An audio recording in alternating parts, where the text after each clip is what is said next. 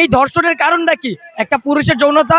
আজকে পুরুষ বলে একজন ছেলে হিসেবে নিজেকে লজ্জা এবং ধিক্কার হিসেবে নিজেকে মনে হচ্ছে, যে ছেলে হিসেবে জন্মগ্রহণ করে নিজেকে লজ্জিত মনে হচ্ছে।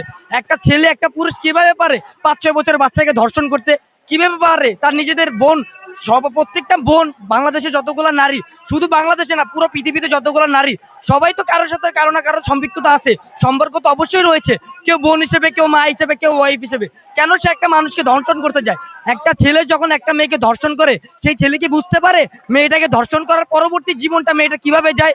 মেয়েটাকে যখন ধর্ষণ করার পর মৃত্যুবরণ করা হয় বা যখন মেয়েটাকে মারা হয়, তখন সেই মেয়েটার জীবন দিয়ে কি চলে যায়, মেয়েটার পরিবারের উপর দিয়ে কি চলে যায়। একটা মেয়ে যখন ধর্ষিত হয়, তার পরবর্তী জীবনটা ছারকার হয়ে যায়। পরবর্তী কোনো বিয়ে, তার কোনো সম্বন্ধ, তার ভবিষ্যৎ অন্ধকার হয়ে যায়। বিভিন্ন বর্তমান জেনারেশনে যে ছেলেরা যা করতেছে, আমরা ছাত্র জনতার ভিতরে সব ছাত্ররা এক নয়, সব মানুষ এক নয়, মানুষ বিভিন্ন গাত্রে দাঁড়ায় আছে বর্তমানে। এখন যারা এই দর্শন, আমরা মেইন কথা, আমাদের আজকে এই আন্দোলনের প্রধান উদ্দেশ্য, আমরা আমাদের বোনদের সেফটি চাই, আমরা আমাদের মাদের সেফটি চাই। তারা যাতে এই বাংলাদেশের নাগরিক হিসেবে, বাংলাদেশের নাগরিক হিসেবে ফ্রি ভাবে চলাচল করতে পারে, রাস্তায় যাতে কোনো ভয় ছাড়া ঘুরতে পারে, এবং তারা যাতে সঠিকভাবে বিচার পায়। আমাদের যে বোনরা যে মেডিকেলে ভর্তি, যারা মারা গেছে, তাদের প্রত্যেকটার বিচার চাই।